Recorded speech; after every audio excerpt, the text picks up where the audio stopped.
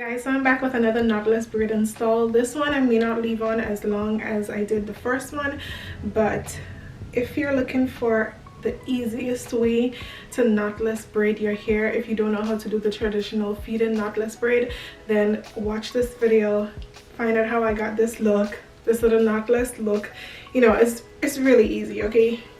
It's a couple steps, but it took me less than no time, not just because I did it big, but because it's actually, you know, an easy process to go through. So like I said, if you don't know how to do a knotless braid, the traditional knotless braid, and you're looking for an easy way out, definitely watch all the way to the end. Okay, so let's get started. First of all, I washed my hair, blow dry it.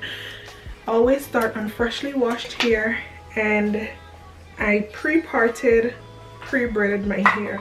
Like I said, this is by far the easiest crochet method I've ever tried.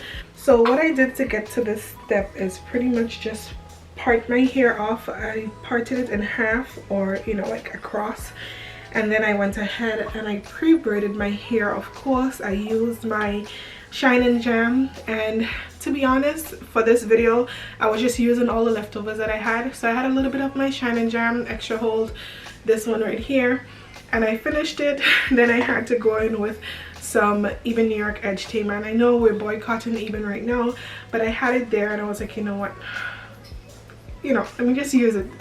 It was kind of hard, but I had to use it. So anyway, I used that, and this is what I get. So I parted up my hair big enough, added some gel to the roots, and then I braided it in. I didn't braid it too tight because I'm gonna put the braid in here underneath the actual braiding extension. I'm gonna put it underneath my hair, so it's gonna go through the braid that I've created right here. So I didn't do it too tight, so it's a little bit loose. And let me show you the back of it. So this is what the front is looking like. I only have 12 in the front, so 6 on each side, and I have 14 at the back.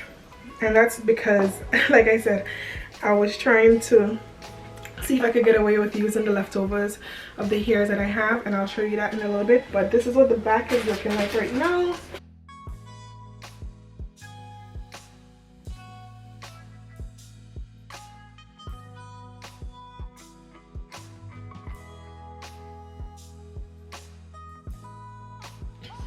And the hair that I'll be using is this queen braid right here. I used this when I did my first knotless braid install. I got 2 packs of this, and I only used only one. Each pack has like 7 bundles, and basically I used less than one because I still have like 1.5 bundle from the first pack that I didn't use. So I used, out of the 7 bundles in one pack, for my last hairstyle I used 5.5, you could see. So I'm still left with some bundles, so I decided why not use that to create this look. I'm doing it big. I think I should have gotten more hair, but like I said, I'm being cheap. I'm trying to finish out what I have, so that's what I'm going to be using. And I'm so sorry if I'm out of breath when I'm talking. Remember, I'm in my 2nd trimester, so I'm a little bit winded, even just by sitting down and talking. I'll use 1 bundle and split it into 3. So 1 bundle is going to give me 3 braid. I forgot to give the rest of the information on the hair. This is 50 inches long, and I have it in 1B, I believe. Is this 1B or number 1?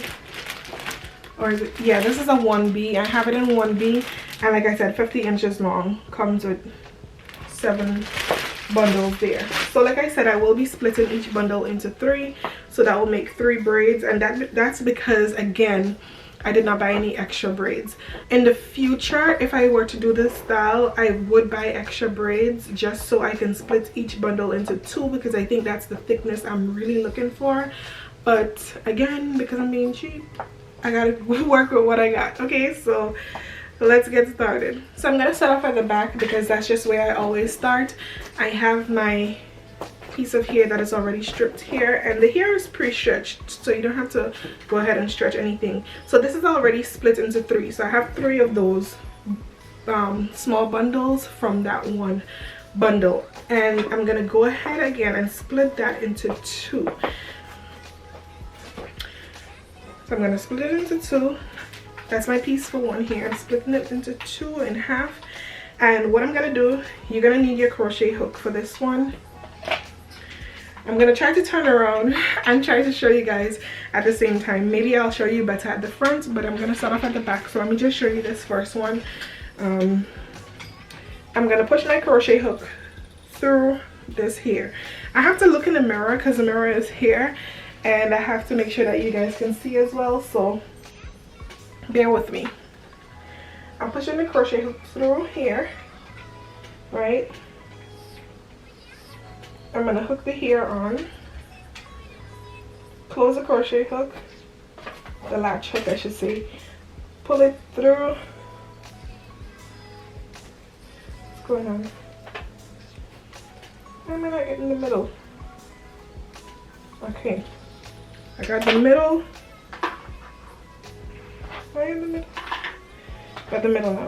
So I'm gonna pull it all the way through. Okay, you pull the hair all the way through. You're not crocheting it on. When I say that, you're not knotting it. You're not gonna put like a little knot to it or anything. You just pull it all the way through. Make sure it's even. And then I'm gonna take the other piece, and I'm pretty much gonna do the same thing but in a different direction. Like push it through from a different direction. So I push that one through this way. I'm gonna push this one through the bottom. How are we going up like this?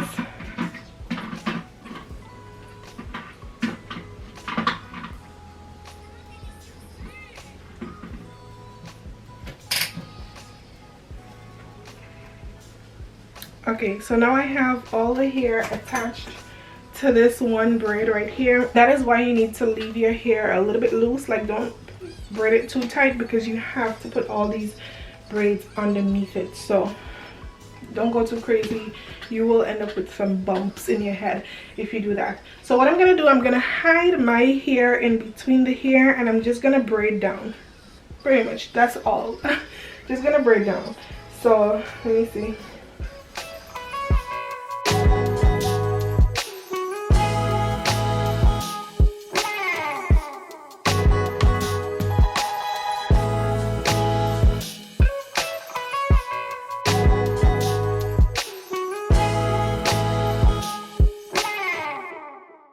And just like that, you have a knotless braid. Easy peasy if you don't know how to do knotless braid with the feed-in method. So this is the back. I'm done. The thickness is okay. I thought I wanted it thicker, but I think the thickness is just fine. This is pretty much what I wanted. So I'm gonna start on the front, and I'm gonna show you again how I'm doing this. So this is my first time doing this knotless braid this way, and I think from now on I'll stick to the traditional. But if you don't know how to do the feed-in method, then this would definitely work for you. So what I'm doing right now is adding some edge gel to the ends of my hair just to smoothen it out a bit. That way it's easier to hide it between the braids. Remember, I have type 4 natural hair, so the ends are becoming puffy as I go. So this is kind of like, you know, keeping it straight and keeping it together. So I already split my hair. This is the first half. What I notice is that as I'm going, I'm learning, obviously. Okay, all right, so what I'm going to do is push it through sideways like this. Sometimes the hair is too thick, so when I try to hook it on the latch hook, it doesn't all of the hair doesn't fit because it's too thick. So any thicker, it would be a problem. So anyway, I'm pulling this through, right?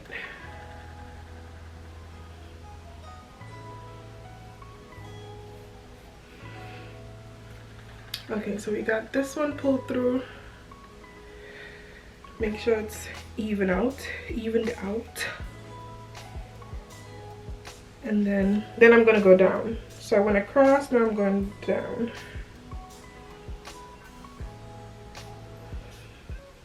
I'm gonna hook the hair on.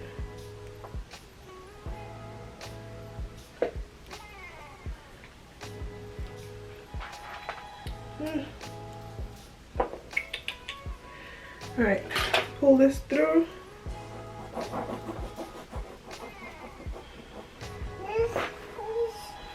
I think I struggle with these things more when I can't see.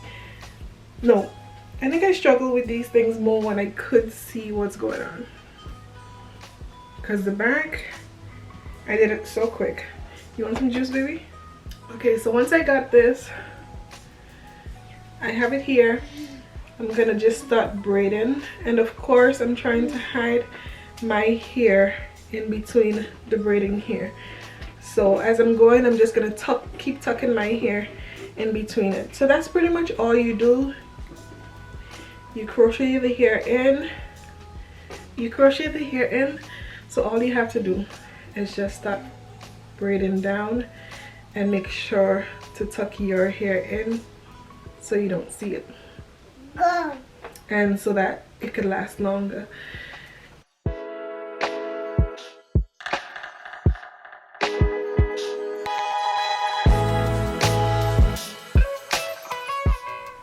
Okay, I'm gonna do one more.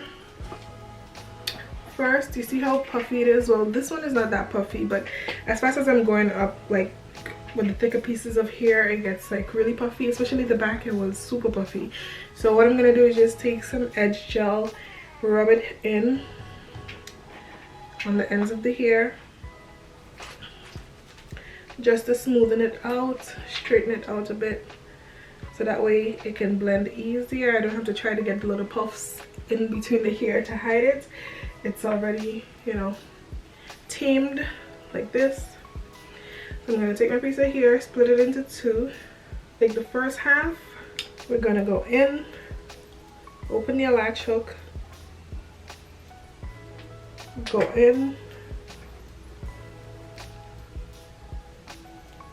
no strand left behind. So you pull this bit into here,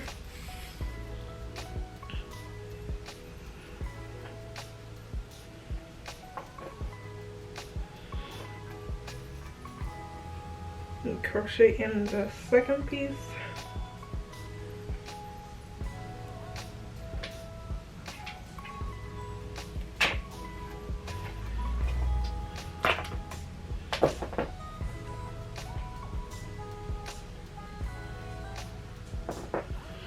Okay, now that we have all the hair, we're gonna start braiding now. And make sure as fast as you're braiding, you're tucking your natural hair in between the braids, so that way it's not showing up. Especially the first part that you kind of braid down. When I say that, this first part right here that's braided, you really don't want to see that showing up under, like between your braids, between your yeah, you don't want to see that. So try to tuck it in as much as you can.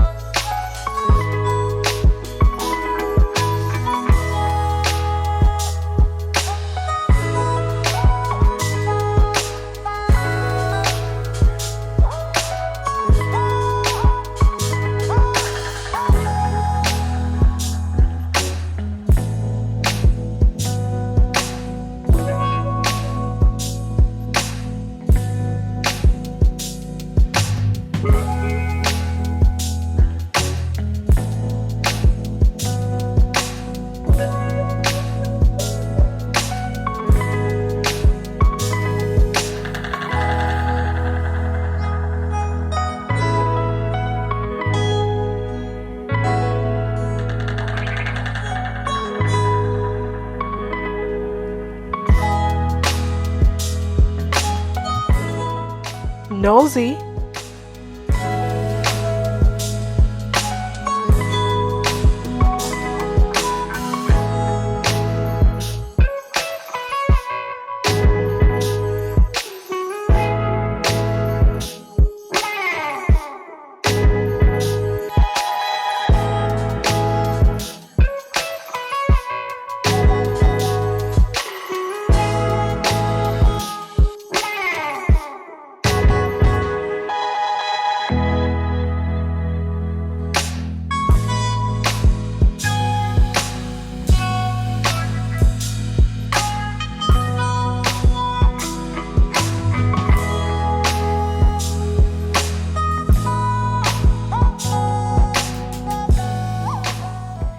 Guys, so I'm done. This is actually the next day. I could never finish a video in one day, never. Like between a toddler and me having to be in and out the house, like I could never finish a video in one day. So I finished the hair obviously yesterday, but today I had to come back and do a little outro and stuff just because I didn't get to do that.